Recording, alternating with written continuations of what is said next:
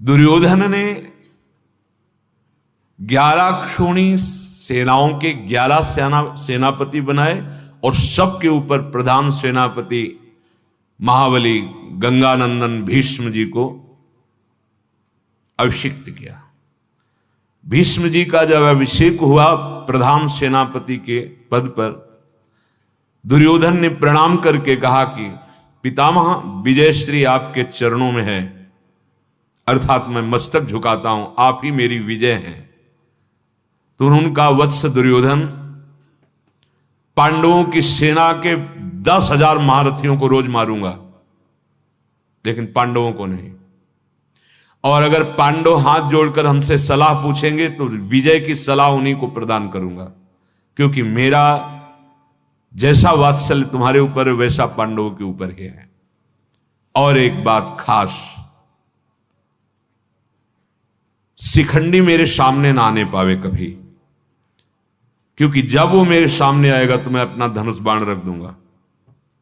मेरे सामने वो आज भी अंबा ही है, वो स्त्री ही अंबा ही है। मैं स्त्री पर प्रहार नहीं करता, मुझे वो शिखंडी पुरुष रूप में नहीं दिखाई देता, मुझे अंबा दिखाई देता है। उन्होंने कहा, भगवान ऐसा क्यों? अरे कोई पूर्व में स्त्री रहा हो और इस जन्म में पुरुष बन गया हो तो फिर ऐसा आपको तो पुरुष मानना ही चाहिए। तो उनका, मैं जानता हूं, उसके पूरे चरित्र को जानता हूं। जब मैं काशी नरेश के दरबार से, जहां स्वयंवर रचा गया था, बलात् सब राजाओं को परास्त करके इन 3 राजकुमारियों का बलपूर्वक, वहां ये शर्त रखी गई, अलग अलग स्वयंवरों की शर्त होती है, बलपूर्वक राजाओं को पराजित करके अपहरण करना।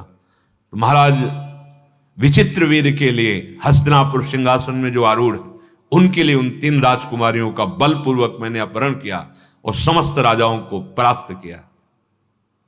ये जो अंबा की इतनी बड़ी हानि हुई, उसका कारण प्रधान गलती अंबा की थी, जो आजकल बच्चे बच्चियां बिल्कुल नहीं जान रहे हैं। जब तक पाणिग्रहण संस्कार न हो तब तक ब्रह्मचर्य का पालन करते हुए माता पिता की अधीनता स्वीकार करनी चाहिए। स्वतंत्र वृत्ति से किसी बच्चे बच्ची को यह नहीं है कि आज इससे बॉयफ्रेंड ब्रेकअप, फिर उससे बॉयफ्रेंड, नहीं, आपका जीवन बर्बाद हो जाएगा, आपका भविष्य, आपका चरित्र, आपकी श्री कीर्ति तेज सब नष्ट हो जाएगा। आप धर्म की बात सुनना नहीं चाहते, पढ़ना नहीं चाहते, चलना नहीं चाहते। गलती हो गई अंबा से, सालों से अपनापन कर बैठी और छुप छुप करके मिलती रही। हम इसीलिए जब कभी अवसर आता है तो बच्चों से कहते हैं और उनके माता पिता से कहते हैं कि आप मित्रवत व्यवहार कीजिए, बच्चों को इतना प्यार दीजिए कि अपनी गलती को आपसे कहने में संकोच न करें, और आप इतना सपोर्ट कीजिए कि आपके प्यार के बल से वो हर गलती पर विजय प्राप्त कर ले। उनको ढांढस बधाइए, उनको शिक्षा दीजिए, उनको आगे प्रलोभन दीजिए। आप जैसा कहोगे वैसा आपके अनुसार चलेंगे। ये गलत कार्य है। अंबा ये गलती की, उन्होंने सालों से प्रेम कर लिया और छुप छुप कर मिलती रही। महाराज काशी नरेश जब स्वयंवर की रचना की तो बता देना चाहिए था कि आप 2 राजकुमारियों के लिए स्वयंवर कीजिए, मेरे लिए नहीं, क्योंकि मैंने साल्व का वर्ण कर लिया है। नहीं बोली। जब महाबली महाभागवत भीष्म अपहरण करे, उनको बोल देना चाहिए कि आप साल्व के साथ युद्ध मत कीजिए, मैंने पहले ही इसको वर्ण कर लिया है। वो उसी समय धर्मात्मा पुरुष थे, नहीं बोली। लज्जावश, संकोचवश, गलती है ना, बोलना चाहिए। अगर आप ऐसा कर लिए हैं कि कोई मित्र वर्ण किए हैं तो माता पिता के सामने आप उस बात को रखिए और छूट दीजिए उनके ऊपर। वो तुम्हारे परम हित से तुम्हारा अमंगल नहीं करेंगे। ये जो हमारे द्वारा चरित्रहीनता होती चली जाती है, ये जीवन में भारी संकट पैदा कर देगी। आप देख लेना, भारी संकट। ऐसा आपका हृदय कठोर हो जाएगा, आपकी बुद्धि इतनी मलिन हो जाएगी, जो आपको नहीं करना चाहिए वो सब कर बैठेंगे। आप लोग संसार में देख लीजिए, यहां कुछ ऐसी घटना घटी। जब भीष्म जी हस्तिनापुर में लाए और माता सत्यवती के चरणों में प्रणाम करके कहा, समस्त राजाओं पर विजय प्राप्त करके ये 3 कन्या रत्न लाए हैं, आप विचित्र वीर से इनका शास्त्रीय पद्धति के अनुसार पाणी ग्रहण संस्कार कराइए। अंबा बोल उठी, नहीं, मैंने शाल्व को वरण किया है। जबकि शाल्व से भयानक युद्ध करके उसको पराजित करके भीष्म जी ने पछाड़ दिया था, वहीं जब युद्ध प्रारंभ हो रहा था उसी समय बोल देते कि मैंने इनका, उसी समय वो सादर मुक्त, महाभागवत हैं भीष्म जी, गलती हो गई। जी ही भीष्म जी ने सुना कि इसका शाल्व से प्रेम, तो उन्होंने सत्यवती से सलाह की और अपने बुजुर्ग मंत्रियों को, ब्राह्मणों को, पुरोहितों को साथ दिया और एक सुंदर रथ पर बैठाकर कहा, आप सादर शाल्व के पास जा सकती हैं। आज्ञा पाकर वृद्ध ब्राह्मणों के संरक्षण में अंबा शाल्व नगर में आई। जब वहां पहुंची और शाल्व से नमस्कार करके बोली कि भीष्म जी ने मुझे स्वीकृति दे दी, मैं अब तुम्हारे पास आ गई हूं, तुम हमें सदा प्यार करते हो, हम आपकी बहुत प्रिय हैं और मैं आपका सदा हित चाहती हूं, इसलिए मुझे स्वीकार कीजिए और आप आनंदित होइए। धर्मानुसार मैं आपको अपना पति रूप स्वीकार करती हूं। एकांत में तो आपने पहले ही मुझे स्वीकार कर रखा है, इसलिए प्रगट में विवाह कीजिए। अंबा की बात सुनकर शाल्व ने मुस्कुराते हुए कहा, सुंदरी, हम कोई भिक्षुक नहीं है कि किसी के द्वारा दी हुई भिक्षा स्वीकार कर ले। हम छात्र धर्म से युक्त वीर पुरुष हैं। जो स्त्री दूसरों के द्वारा विजय प्राप्त कर ली गई है उसे मैं कभी स्वीकार नहीं करता। भीष्म ने उस युद्ध में मुझे पराजित किया, भूपालों को पराजित किया और तुम्हें जीता और मेरे सामने तुम्हें उठाकर ले गए, अब मैं कभी तुम्हें स्वीकार नहीं कर सकता। यह सुनकर अंबा शाल्वराज से बोली, तुम क्या बोल रहे हो? तुम कैसी बात मुख से निकाल रहे हो? जानती हो कि हमारा आपका क्या संबंध है, फिर भी आप ऐसे वचन। मैं भीष्म के साथ क्या प्रसन्नता पूर्वक गई थी, उन्होंने समस्त राजाओं से बलपूर्वक मुझे छीन करके ले गए थे, पर मैं वहां जाकर के उनको अपनी बात बता दी और आपके पास आ गई हूं। ये ब्राह्मण साक्षी मैं पवित्र हूं। शाल्व ने कहा कि मैं मानता हूं तुम निरपराध हो, परंतु अब मेरा अनुराग तुम्हारे प्रति नहीं रह गया। युद्ध में कभी मैं पीठ दिखाने वाला नहीं हूं, पर भीष्म से मैं पराजित हुआ सिर्फ तेरे कारण। युद्ध तो तेरे कारण ही हुआ ना, उस समय बोल देती। अब मैं तुम्हें स्वीकार नहीं कर सकता। अंबा ने कहा, शाल्व, मैं अपना मस्तक छू करके कहती हूं कि हृदय में तुम्हारे सिवा मैंने किसी को चिंतन भी नहीं किया आज तक। बहुत विनय की अंबा ने। शाल्व ने कहा, आप तुरंत इस महल से निकल जाइए। देखो, गलती नहीं करनी चाहिए, जीवन बर्बाद हो जाता है, भारी अग्नि हृदय में दाह पैदा हो जाती है। अब उसको अगर छुपा लिया, फिर कहीं ब्याह हुआ, वहां तुम्हारा मन लगेगा नहीं, फिर अशांति, घोर जीवन में अशांति। चरित्र बहुत कीमती वस्तु है, बहुत कीमती वस्तु। पावन चरित्र वाला कीर्तिवान, यशस्वी, धनवान, तेजवान, कुलवान ऐसे होते हैं। चरित्र को मत दूषित कीजिए। चरित्र एक बहुत बड़ी नींव है, उन्नति के लिए बहुत आवश्यक है, लौकिक और पारलौकिक उन्नति के लिए।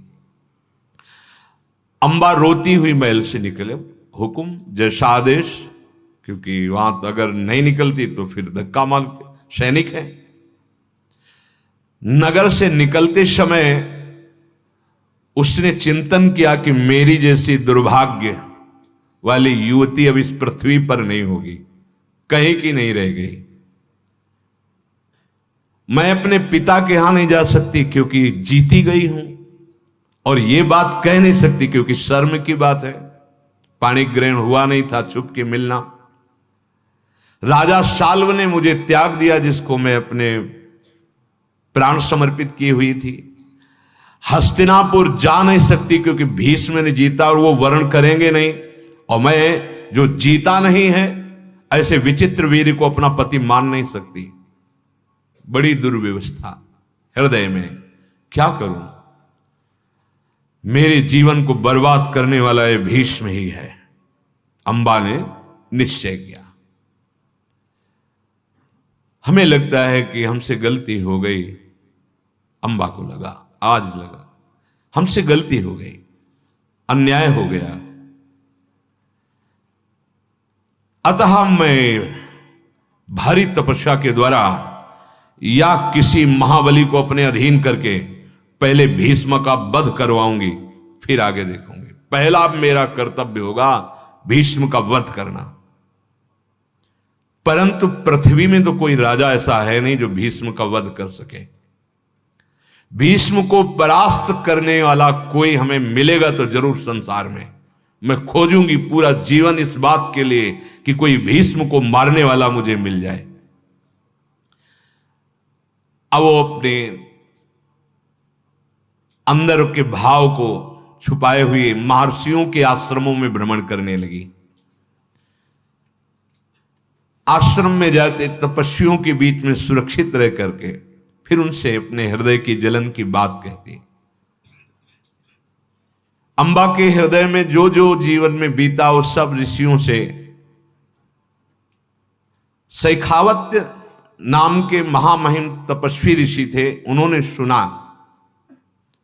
उन्होंने कहा तुम्हारी अवस्था और तुम्हारी दशा ये दोनों मुझे सहन नहीं होती। नौ किशोरी तुम्हारी अवस्था है और तुम्हारी ऐसी दुर्दशा, अब तुम किसी और मुनियों के आश्रम में मत जाओ, यही निवास करो, कोई उपाय खोजता हूं। संत महात्माओं का स्वभाव है ऐसा, और उनका प्रभाव ऐसा होता था, कभी किसी को संशय नहीं होता था, छल कपट संशय नहीं। भूल न देह कुमारक पाओ, जो संसार से भयभीत है तो जैसे बच्चा अपनी मां की गोद में, ऐसे संतों की शरण में आके निश्चिंत हो जाते थे। छल कपट पाखंड दम। अंबा अपने हृदय की अग्नि को दबाए हुए वहां महातपस्वी सैखावत मुनि के आश्रम पर रहने लगी।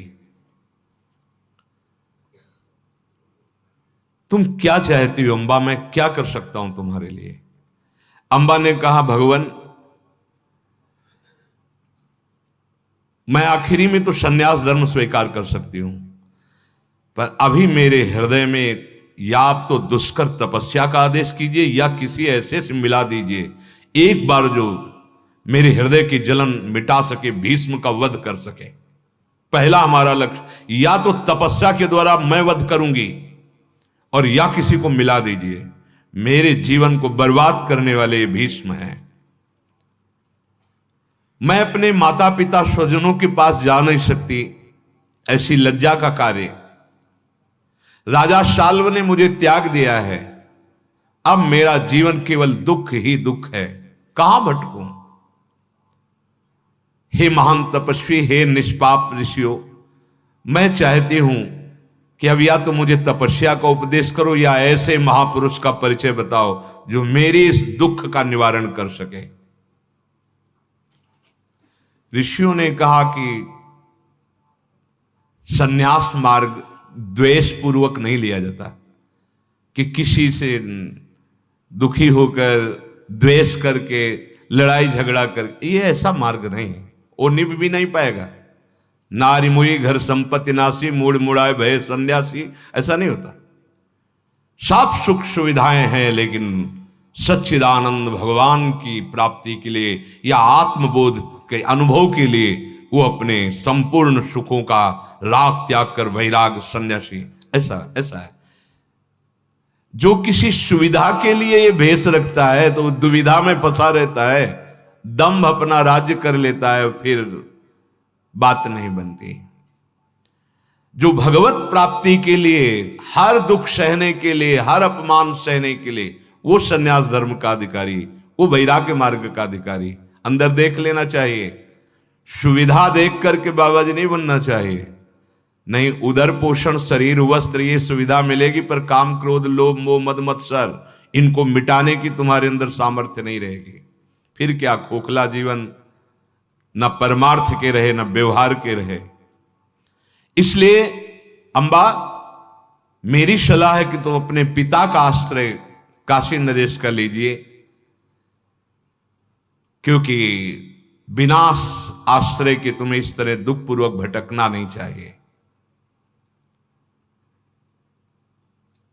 जब ऋषियों ने ऐसा उपदेश किया, तब अंबा उसी आश्रम में बैठकर विचार कर रही कि क्या करूं, घर जा नहीं सकती, अब किससे कहूं। ऋषि जन कहते हैं अपने माता पिता के पास जाओ।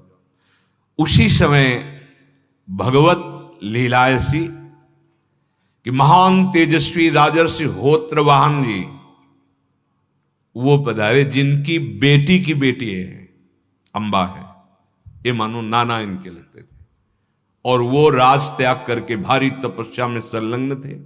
ऐसे ही शेखावत मुनि से मिलने के लिए वो वहां आ गए। उन महान तपस्वी राजर्षि ने जब देखा कि ये तो मेरे संबंध की, तो उन्होंने कहा तुम बेटी कैसे, पूरी कथा बताई तो कांप गए। अरे तुम्हारा जीवन तो नष्ट हो चुका, इस भारी दुख में तुम फंस गई। बेटा कैसे तुम्हारा दुख हो, मैं क्या कर सकता हूं तुम्हारे लिए। कहा बस मेरे हृदय की जलन शांत करने के लिए कोई महाबली पुरुष चाहिए। तो उनका है, मेरे परिचय में है, महान तपस्या परायण अद्वितीय विश्व विजय किए हुए जमदग्नि नंदन भगवान परशुराम। एक ही ऐसे हैं जो भीष्म को मार सकते, त्रिभुवन में दूसरा कोई नहीं। महादेव जी के शिष्य हैं, भगवान शंकर के, स्वयं शिव स्वरूप हैं और अमोघ बलशाली हैं। वो तुम्हारा दुख दूर कर सकते हैं। मैं तुम्हारा नाना हूं, तुम्हें उचित सलाह दे रहा हूं, तुम भगवान परशुराम जी का आश्रय लीजिए। विश्वविख्यात श्रेष्ठ महात्मा भगवान भृगुनंदन परशुराम जी का मैं दर्शन कैसे पाऊंगी, कहां जाऊं जिससे मुझे उनका सानिध्य मिले। होत्रवाहन बोले भगवान परशुराम जी तो निरंतर तपस्या समाधि में रहते हैं, उनका दर्शन मैं तुम्हें वरदान देता हूं अवश्य प्राप्त होंगे बिना प्रयास के, क्योंकि ये बड़े तपस्या से परिपूर्ण है। महेंद्र पर्वत पर भगवान परशुराम जी ध्यानस्थ बैठे, इस समय मैं देख रहा हूं। बेटा तुम्हारा कल्याण हो, तुम दृढ़वती तपो वृद्ध महामहिम बलशाली भगवान परशुराम जी का आश्रय लो। संपूर्ण शस्त्रधारियों में श्रेष्ठ जमदग्नि नंदन भगवान परशुराम करुणा हृदय भी हैं और बहुत कठोर हृदय भी है। होत्रवाहन जी ने जब अंबा जी को ऐसा प्रेरित किया, उसी समय परशुराम जी के प्रधान शिष्य और मित्रवत व्यवहार करने वाले परशुराम जी, उनसे मित्रवत व्यवहार करते थे, अकृत वर्ण जी वहां किसी कार्य से ऐसे ही सहज आ गए। संयोग बनता जाता है, जैसी हो भवतव्यता तैसी बने सहाय, आप ना आवई आप पे ताई तहां ले जाए। जी देखा परशुराम जी के प्रिय शिष्य अकृत वर्ण जी, सब ऋषि खड़े हो गए। शास्त्रों मुनि अपने अपने आश्रमों से आकर के उनकी चरण वंदना, महान तपस्वी। होत्रवाहन जी भी जो इनके नाना हैं उठकर खड़े हुए, प्रणाम किया, आदर सत्कार। सब ऋषियों के बीच में अकृतवर्ण जी बैठे। वार्तालाप प्रारंभ हुई। जब कुशल मंगल अपनी अपनी तपस्या की चर्चा हो गई, तब होत्रवाहन जी ने कहा कि ये अम्बा ऐसी ऐसी परिस्थिति को प्राप्त हो गई है और परशुराम जी के दर्शन करना चाहती है। कैसे दर्शन हो सकते हैं?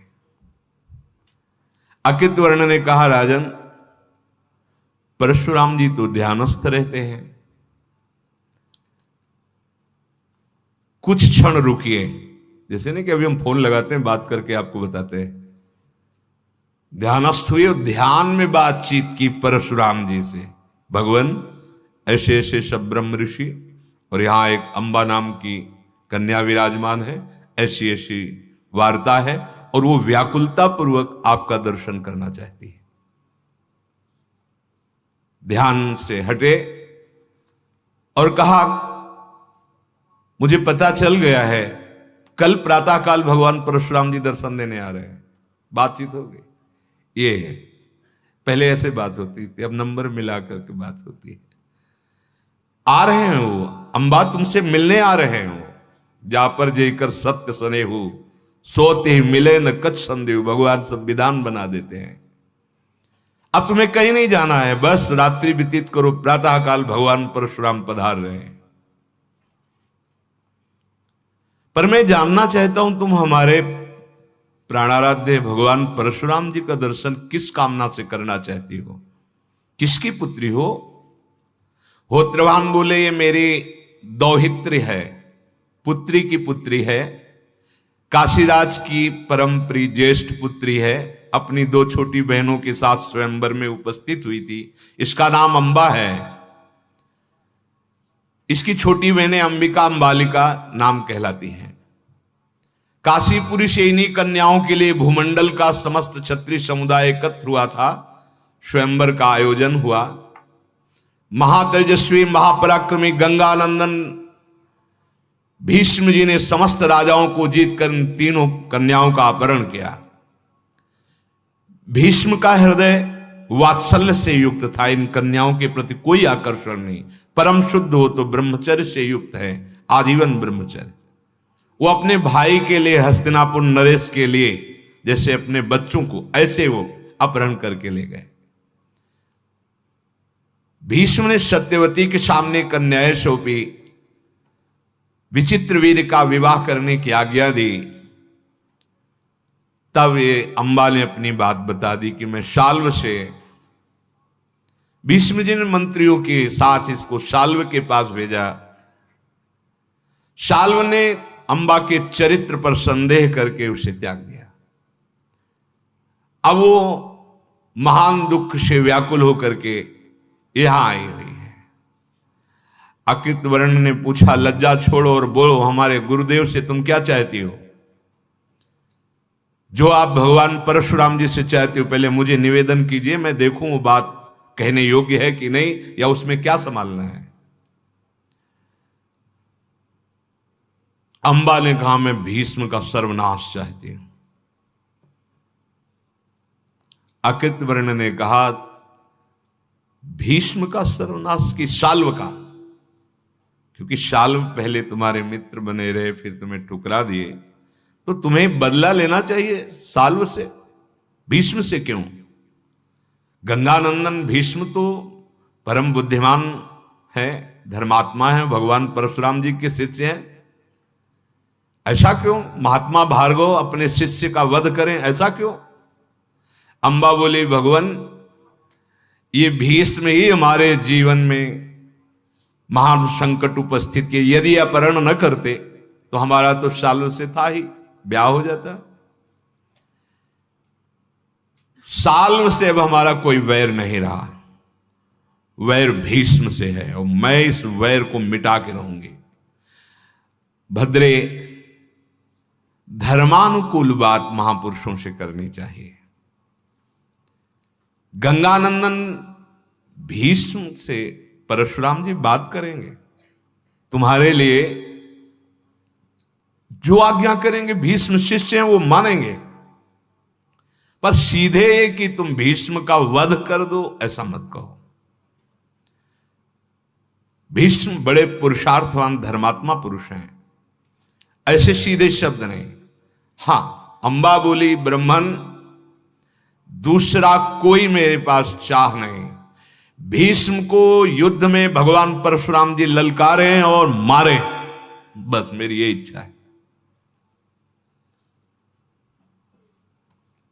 पूरी ऐसी रात चर्चा करती हुई भुवन भास्कर उदय होने को ही थे कि जैसे कैलाश पर्वत पधार रहा हो, गौर वर्ण, त्रिपुंड लगा हुआ, विशाल जटाओं का मुकुट धारण किए हुए, भयंकर फरसा हाथ में लिए हुए, प्रज्वलित तेजोमान अग्नि, ततो रामः प्रादुरासीत् प्रज्वलन्निव तेजसा शिष्यैः परिव्रतो राजन् जटाचीरधरो मुनिः धनुष्पाणिर्दीनात्मा खड्गं बिभ्रत् परस्वधी विरजाराज शार्दूलम संजयम शोभ्यानृपम।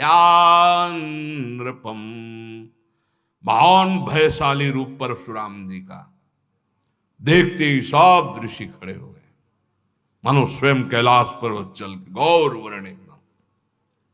महान महान तपस्वी सब खड़े हो गए। अंबा भी हाथ जोड़कर मधुपर्क और जंगली फल फूलों से भगवान परशुराम जी का पूजन विधि पूर्वक वैदिक मंत्रों के साथ ऋषियों ने किया। परशुराम जी अकृतवर्ण को देखा, होत्रवाहन को देखा। देखने का मतलब कि मेरा चिंतन क्यों किया गया, क्यों बुलाया गया। होत्रवाहन ने भगवान परशुराम जी के चरणों में प्रणाम करके पूरी बात कह दी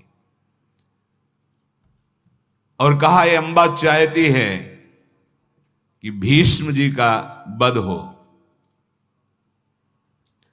भगवान परशुराम जी ने कहा, बेटा तुम्हारा दुख दूर हो, तुम हमारी शरण में आई हो, यह बात तो मुझे ठीक है। अंबा ने कहा, भगवान आप बड़े करुणामय हैं, महान बलशाली व्रतधारी है, मैं आपके शरण में हूं। मेरा शोक तभी हटेगा जब भीष्म का वध होगा। परशुराम जी ने कहा कि भीष्म के पास मैं तुम्हें ले चलूंगा, सुनते ही मेरी आज्ञा का पालन भीष्म करेंगे। गंगानंदन भीष्म मेरा शिष्य है, कभी आज्ञा का उल्लंघन नहीं कर सकता, और अगर आज्ञा का उल्लंघन करेगा तो हस्तिनापुर सहित संपूर्ण वीरों सहित भीष्म को वहीं काट दूंगा। और ऐसे हैं, ऐसे हैं। अगर साल्व के पास तो केवल मैं सूचना भेजूंगा, घुटने के बल साल्व यहां आएगा और तुम्हें प्रणाम करके ले जाएगा और कभी तुमसे कटुवचन भी नहीं बोलेगा। बोलो क्या करो। अंबा बोली, भृगुनंदन अब साल्व में मेरा अनुराग नहीं रहा, क्योंकि मैंने इतना प्यार किया और उसने मुझे ठुकरा दिया, चरित्र पर संदेह कर दिया। मैं साल्व के पास तो अब नहीं जाना चाहूंगी, बस एक ही विचार मेरे अंदर रह गया है, हे महान भृगु सिंह, भीष्म को ललकारी और मार डालिए। ये बड़ा विचित्र राग द्वेष का स्वभाव बन जाता है। अंबा के ऐसा कहने पर कि भीष्म को मार डालिए, भगवान परशुराम जी ने बार बार विचार किया कि भीष्म कैसे वध करें, वध करने योग्य।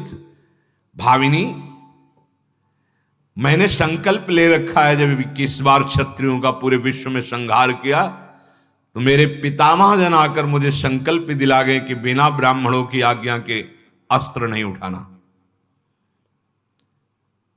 अंबा ने कहा, भगवान ये सब ब्राह्मण ही तो बैठे हैं, ये सब ब्रह्म ऋषि बैठे हैं, मैं सबके चरण छूंगी और आपको आज्ञा दिला दूंगी आपको।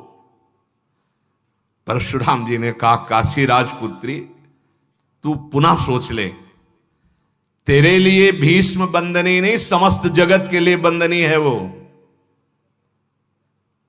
तथापि मैं कहूंगा तो तेरे चरणों में वो मस्तक रख देगा, पर वध की बात नहीं। अंबा बोली, हे महाबली राम, मैं आपकी शरण में हूं और शरणागत की रक्षा करना शरण का कर्तव्य होता है। आप ललकारिए, भीष्म को ललकारिए, युद्ध कीजिए, मार डालिए, बस, दूसरी कोई बात नहीं। परशुराम जी ने फिर निश्चय किया, जब शरण में आई हो तो जैसा कहोगी वैसा ही करेंगे। समस्त ऋषियों से आए, आज्ञा ली कि यदि भीष्म हमारी आज्ञा का पालन नहीं करते तो युद्ध के लिए आपकी आज्ञा है, अस्त्र उठा सकता हो। ब्रह्म ऋषियों ने कहा, एक कन्या आपकी शरण में है प्रभु, यदि भीष्म युद्ध की स्पृहा रखते हैं तो आप युद्ध कर सकते हैं। बस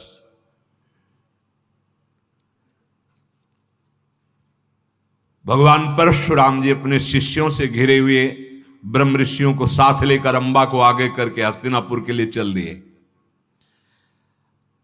महाव्रतधारी परशुराम जी ने एक शिष्य से हस्तिनापुर के बाहर ही रुककर संदेश भिजवाया, भीष्म तुरंत उपस्थित हो और मेरा प्रिय कार्य करें। अध्यात्म मार्ग अलग है, ये बात समझ लो। हारमोनियम सिखाता वो भी गुरु होता है, जो कोई शिक्षा देता है ये धनुर्विद्या के गुरु हैं। अध्यात्म बोध वाला अलग, सबसे अलग भाव है भगवत मार्ग।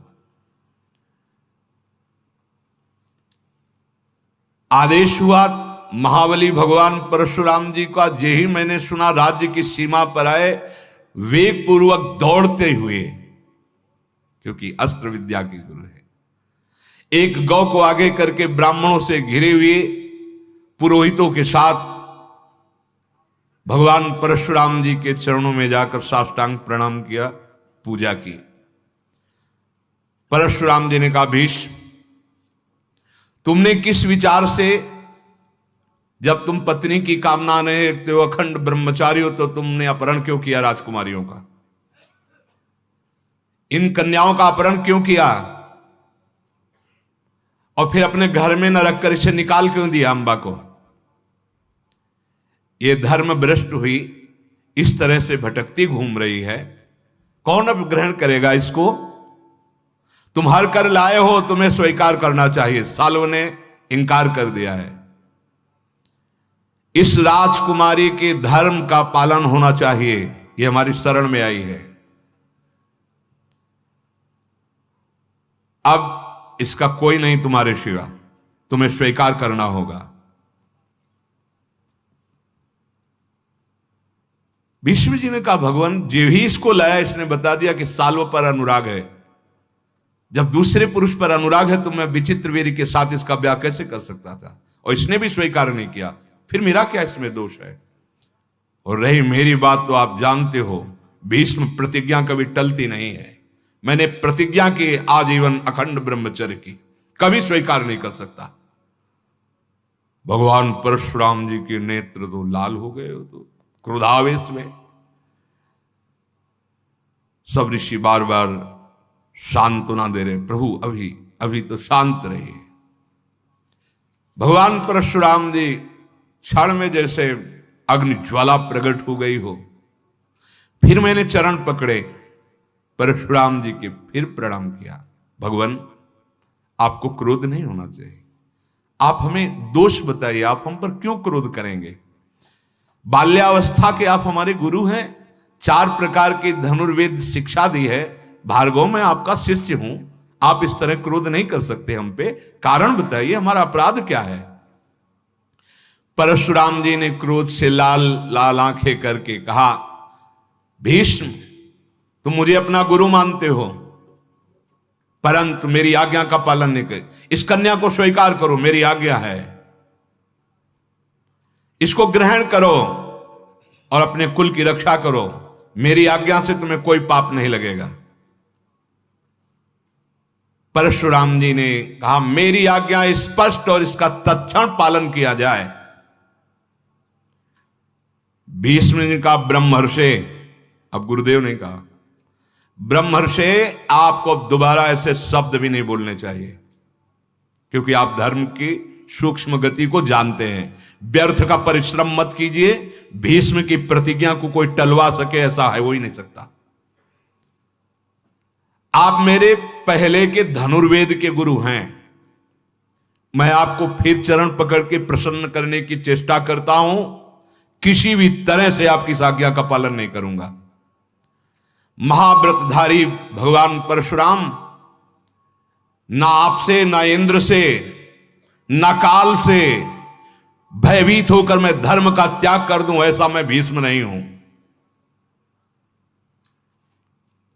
इतनी बड़ी सामर्थ्य भगवान परशुराम जी के सामने बोलने की।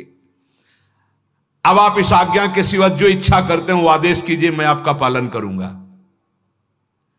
सात्वम गुरु रीति प्रेमणा मया सम्मानितो भृशम गुरुवृत्तिम न जानी से तस्माद योच्यामि वै त्वया। आप मेरे गुरु हैं ये समझकर मैं बार बार आपके चरण पकड़ रहा हूं और आपका सम्मान कर रहा हूं, मनाने की कोशिश कर रहा हूं, लेकिन आप गुरु धर्म से विचलित हो चुके हैं। आप हमारा अपराध बताइए। अगर नहीं बताते हैं और आप बार बार ललकारते हैं हमको, तो हमारा छात्र धर्म, क्षत्रिय धर्म कहता है कि मैं ललकार करके आपको मारूंगा। भीष्म जी ने कहा, मैं बार बार आपसे कह रहा हूं, आप मेरे धनुर्वेद के गुरु हैं, ब्रह्म ऋषि हैं, तपस्या में बढ़े चढ़े हैं, और मैं ऐसे किसी महापुरुष के सामने हाथ नहीं उठाना चाहता। इसलिए मैं आपके इस कठोर बर्ताव को सह रहा हूं। आप बार बार वो हमारे व्रत भंग करने की बात बोल रहे, मैं सहन कर रहा हूं। पर आप इस समय ब्रह्म ऋषि बनकर यहां नहीं आए हैं। आपके हाथ में धनुष है, पीठ में तुड़ीर है, हाथ में फरसा है, नेत्रों में क्रोध है, वचन में वज्र है। इसलिए आपको मार डालने पर हमें ब्रह्म हत्या का पाप नहीं लगेगा। मैं इस समय छात्र धर्म से बोल रहा हूं। भीष्म जी बड़े धर्मात्मा। अंबा को ग्रहण नहीं करूंगा, स्पष्ट। अब इसके आगे जो न्यायोचित धर्म हो आप आज्ञा कीजिए, मैं उसका पालन करूंगा। परशुराम जी ने कहा, फिर समरांगण में हमारा तुम्हारा द्वंद्व युद्ध। तुम कहा, भगवान आप जानते हैं अपने बाहुबल को और मेरे भी बाहुबल को।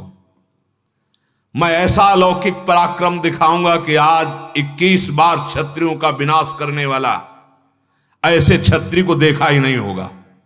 भीष्म जी ने कहा, मैं आपके चरणों में झुककर प्रणाम करके कहता हूं, कुरुक्षेत्र में मैं आपको ललकार करके मार डालूंगा। भीष्म जी, हे परशुराम, यदि मैं सैकड़ों पवित्र बाणों से आपको जर्जरित न कर दूं तो गंगा नंदन भीष्म नहीं कहलाऊंगा। तपोधन, फिर हाथ जोड़ के कहता हूं लौट जाइए। ये है छात्र धर्म। परशुराम जी क्रोधावेश में मुस्कुराए। लौटना परशुराम को, तो फिर कुरुक्षेत्र में पधारिए, हस्तिनापुर की सीमा से बाहर चलिए, जहां अपने अपने पितामहों को 21 बार दुरंत स्वभाव वाले क्षत्रियों का नाश करके रक्त की जो जलांजलि जैसे दी जाती है, ऐसे रक्तांजलि दी है, मैं वहीं तुम्हें मार करके तुम्हारी आत्मा को शुद्ध करूंगा। भीष्म जी ने कहा, परशुराम, आप भारी सभाओं में अपने मुख से प्रशंसा करते हैं, मैंने अकेले संसार के क्षत्रियों को काट काट करके विजय प्राप्त की। तो उत्तर सुन लीजिए, उस समय भीष्म नहीं पैदा हुआ था। भीष्म जैसा क्षत्रिय न उत्पन्न हुआ है, न उत्पन्न होगा। और सत्य बोल रहे हैं, क्योंकि अष्ट वसुओं में से वसु है, कोई साधारण थोड़ी है। बार बार घास फूस में आग लगा देने से कोई वीर नहीं होता। वो घास फूस क्षत्रिय थे। प्रज्वलित ज्वाला को तुम बुझा नहीं सकते अपनी किसी भी वृत्ति से। मैं दुर्बल क्षत्रिय की भांति तुम्हारे आगे नहीं झुका हूं, मेरे गुरुदेव इसलिए झुक रहा हूं। आपने आदेश किया युद्ध का, तो इस अभिमान का मैं नाश निश्चित करूंगा आपके। परशुराम जी ने जब ऐसे कठोर वचन भीष्म के सुने तो बहुत ठाका मार के हंसे। चेला बहुत जोर का है। हाँ, कि ऐसा परशुराम जी से, अरे जिधर देख ले तो घुटनों के बल हो जाए केवल। चितवत मन हो निशाने, ऐसे सहजय चितवत मनोहरित, और ऐसे जिसकी तरफ देख लिया जो प्रणाम कर रहे हो समझ रहा है बस काल हमारा समय पूरा हो गया। ऐसे परशुराम जी को ऐसे वचन, ठहाका मार के अट्टहास करके हंसे, बोले सौभाग्य की बात कि मेरा शिष्य मेरे सामने ऐसा बोल रहा है, और रण क्षेत्र में आज अपने शिष्य की सारी हेकड़ी निकालूंगा। भगवान परशुराम जी कह रहे, देखना भीष्म, अभी तुमने परशुराम की प्यार भरी शिक्षा देखी है, कुरुक्षेत्र में देखना परशुराम के बाणों का और परशुराम के फरसे का चमत्कार। जाओ अपनी मां गंगा से प्रार्थना कर दो कि वो रोए ना बाद में। भगवान परशुराम जी ने कहा, क्योंकि तू निश्चित मारा जाएगा और गंगा देवी तेरे शव को लेकर रुदन करेंगी। पवित्र भागीरथी, सर्वस्व पाप का नाश करने वाली गंगा, यद्यपि ये दुख पाने योग्य नहीं थी, पर तुम्हें बल का अभिमान है तो परशुराम निश्चित तुम्हें मारेगा। भीष्म, अब तुम नहीं बच सकते। अब तो भगवान परशुराम जी और भीष्म की पहले कटु वार्ता हुई। भगवान परशुराम जी ने कहा, जाओ रथ सजा के आओ, कुरुक्षेत्र में हम इंतजार कर रहे हैं। भीष्म जी ने परशुराम जी की 4 परिक्रमा की, साष्टांग दंडवत की। धर्म देख लो, गए और माता सत्यवती से कहा कि भृगुनंदन ललकार रहे हैं, हमें युद्ध करना पड़ेगा। ब्राह्मणों से स्वस्तिवाचन कराया गया। बड़ा ही मजबूत चांदी से मढ़ा हुआ रथ, श्वेत घोड़े, व्याघ्र चर्म से ढका हुआ पूरा रथ और दिव्य अस्त्र, बहुत ही सुशिक्षित कुलीन अश्व और समस्त अश्व संचालन में पांडित्य से युक्त सारथी, श्वेत वर्ण का कवच, श्वेत ही धनुष, श्वेत ही वस्त्र, श्वेत ही पाग, छत्र श्वेत। भीष्म पितामह जी का विजय सूचक ब्राह्मणों से आशीर्वाद लेकर हस्तिनापुर से निकलकर कुरुक्षेत्र सम्रांगण में गए।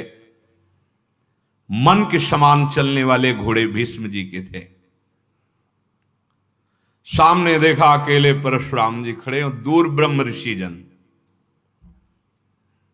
भगवान परशुराम जी को दृष्टि में देख करके पहले प्रणाम किया, फिर भीष्म जी ने अपना शंखनाद किया। अब तो बड़े बड़े देवता गंधर्व सब उपस्थित हो गए। भगवान परशुराम, गुरु चेला का युद्ध हो रहा है। भीष्म जी, परशुराम जी। उस समय समस्त प्राणियों का हित चाहने वाली गंगा देवी प्रकट हो गई बीच में।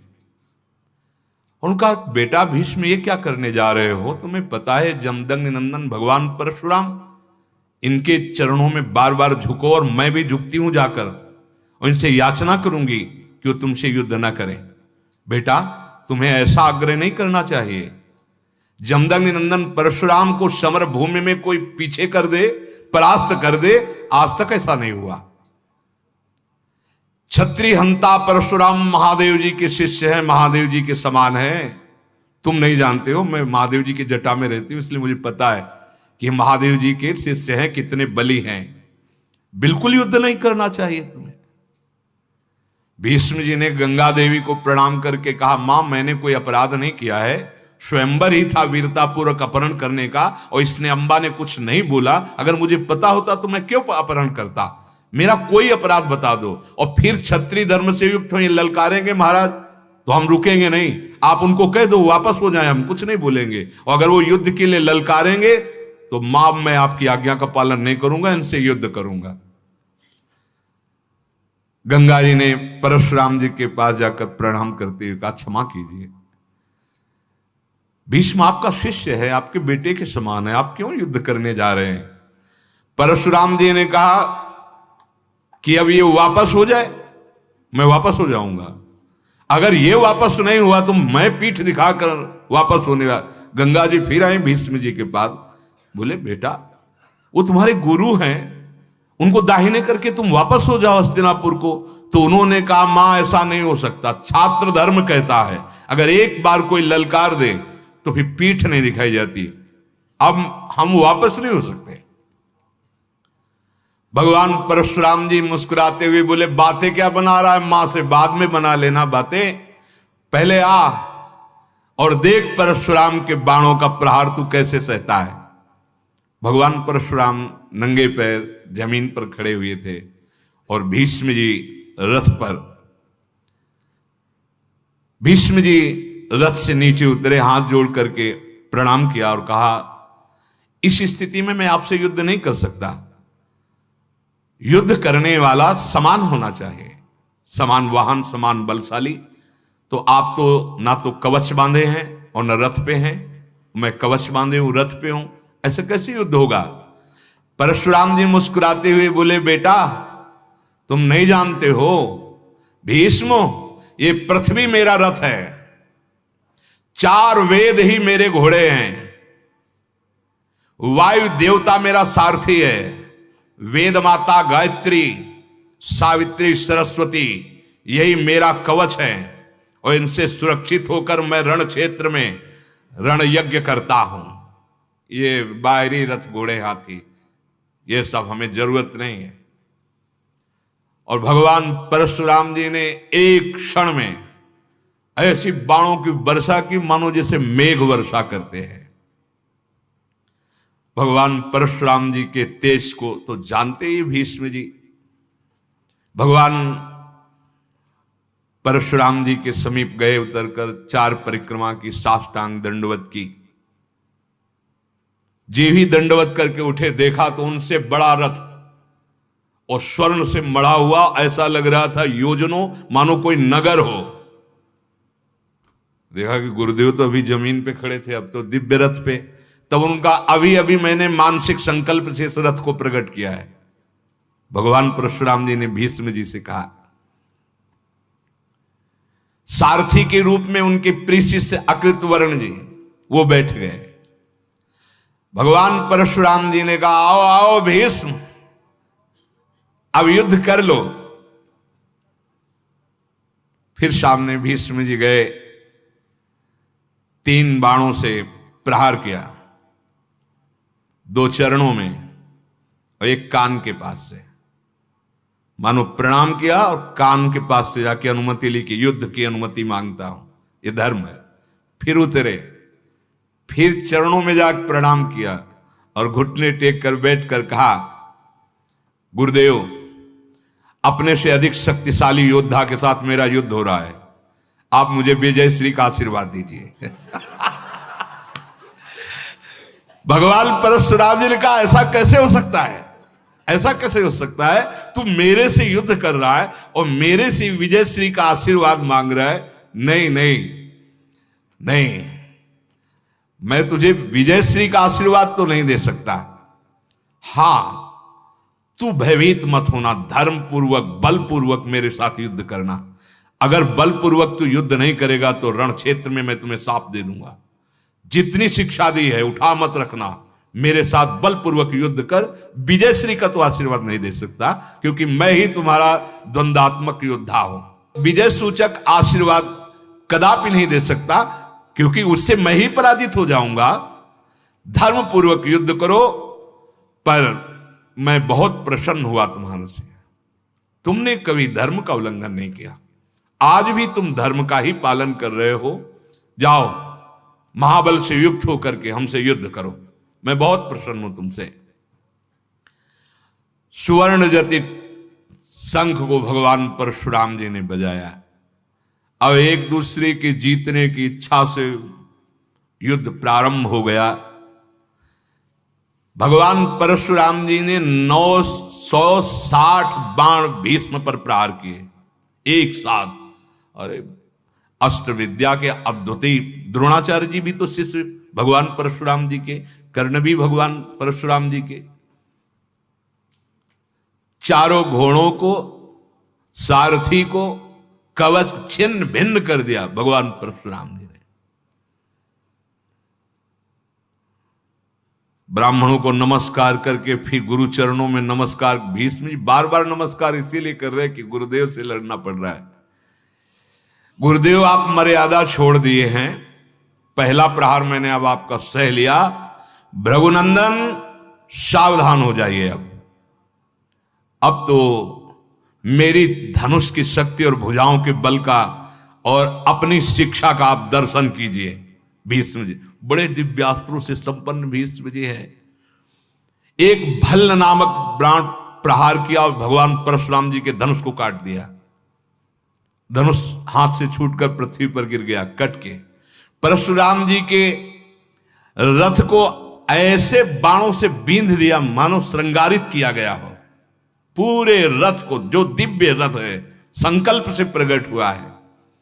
और जैसे उड़ते हुए सर्प किसी गुफा में प्रवेश करें, ऐसे भगवान परशुराम जी के शरीर में बाणों को धसा दिया। गौरवर्ण त्रिपुंड लगा हुआ, रक्त संचार ऐसे हो रहा है मानो गोरे पहाड़ से गेरू की धारा बह रही। भगवान परशुराम जी को आप तो सब बाण निकाल करके भगवान परशुराम जी क्रोधावेश में हुए और दिव्यास्त्रों का संधान, जैसे आग्नेयास्त्र का संधान किया तो वरुणास्त्र का संधान कर दिया, वायुवास्त्र का संधान किया तो भीष्म जी ने पर्वतास्त्र का। और रोज युद्ध होता, शाम के प्रणाम करके पूरी व्यवस्था भीष्म जी करते परशुराम जी की। सुबह फिर प्रणाम करके 4 परिक्रमा करके प्रणाम करते और युद्ध करते। कई दिनों तक ऐसा युद्ध होता रहा भगवान परशुराम जी और भीष्म जी का। 23 दिन व्यतीत हो गए। प्रतिदिन संध्या के समय युद्ध बंद हो जाता, प्रणाम चरण दाबते जाके भीष्म जी। कभी धर्म विरुद्ध नहीं हुआ। और प्रातः काल ललकार कर भयंकर संग्राम छिड़ 23 दिन व्यतीत हो गए।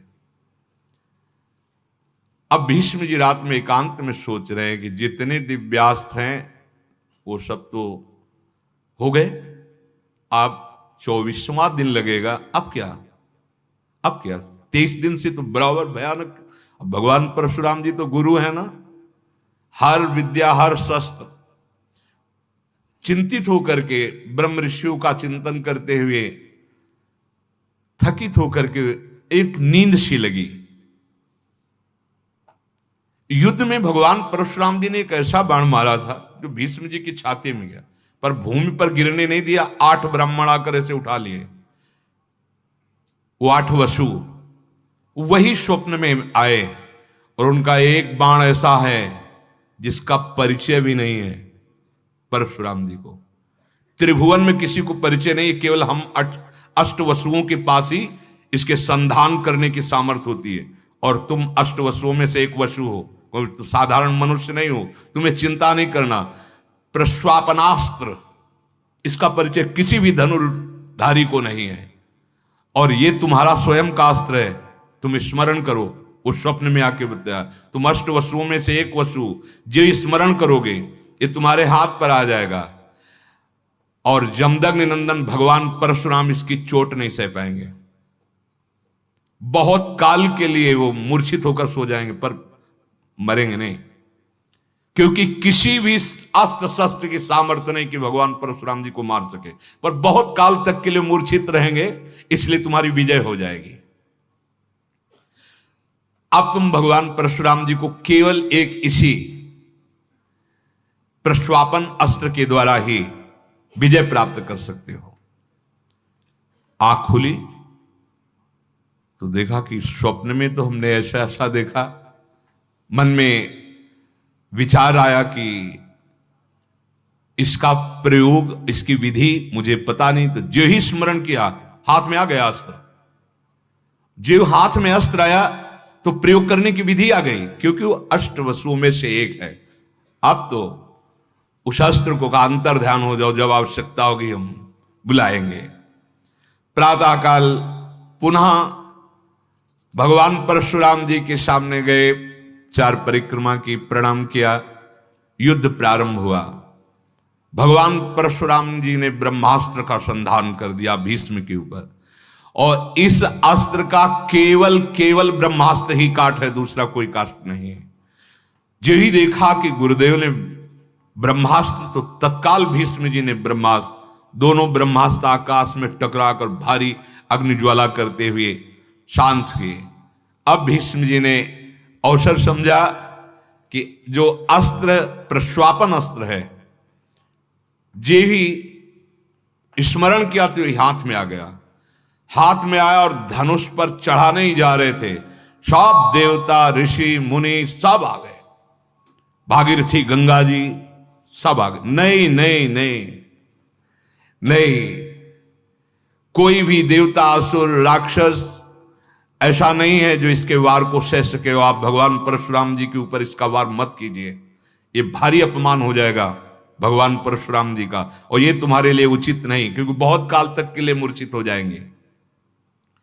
नहीं, प्रश्वापन अस्त्र का प्रयोग भीष्म मत करो। गंगा जी समस्त, फिर देखा कि वही 8 वसु जो स्वप्न में आए थे वही आकाश स्थित है, उन्होंने भी इशारा किया नहीं नहीं, और वही प्रेरणा दे के गए थे, अब इसका प्रयोग मत करो। नारद जी तत्काल आ गए और उनका जानते हो बड़ा विनाशकारी दृश्य उपस्थित हो जाएगा अगर इसे चढ़ा लिया। नहीं, इस अस्त्र का प्रयोग मत करो। परशुराम जी महान तपस्वी, भगवत स्वरूप, ब्राह्मण भक्त, ब्रह्मवेत्ता, परम ब्रह्मचारी और तुम्हारे गुरु हैं, ऐसा अपमान ठीक नहीं रहेगा। भगवान परशुराम जी देख रहे हैं, भीष्म जी संधान करने की मुद्रा में हैं। वसुओं ने इशारा किया नहीं, नारद जी जैसा कह रहे हैं वैसी अब बात मान लो। तुरंत प्रणाम मुद्रा में होकर उस अस्त्र को उतारा और हाथ में लेकर जो ही अंतर ध्यान किया, परशुराम जी रथ से उतर गए और कहा हार गया भीष्म, मैं जानता था, इसका प्रभाव जान गया हूं, तुमने उतार लिया और मैं हार गया।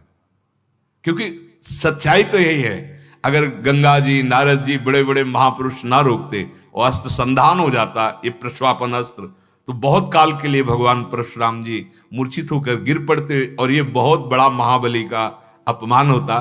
परशुराम जी प्रसन्न हुए और कहा भीष्म तू विजयी हुआ, तू विजयी हुआ। भगवान परशुराम जी के पितर आ गए और कहा मना किया था आपको कि आपको युद्ध नहीं करना, फिर आपको आदेश करते हैं आप जाइए महेंद्र पर्वत पर और तपस्या में संलग्न हुई। और भीष्म जी ने भगवान परशुराम जी को प्रणाम करके कहा प्रभु आपकी आज्ञा थी धर्म पूर्वक, तो वैसे ही युद्ध किया है, कोई त्रुटि हो तो क्षमा कीजिए। बोले नहीं, मैं बहुत प्रसन्न हूं तुम्हारे ऊपर, तुमने छात्र धर्म। वो अंबा से भगवान परशुराम जी ने कहा आप जहां जाना चाहती तू चली जा।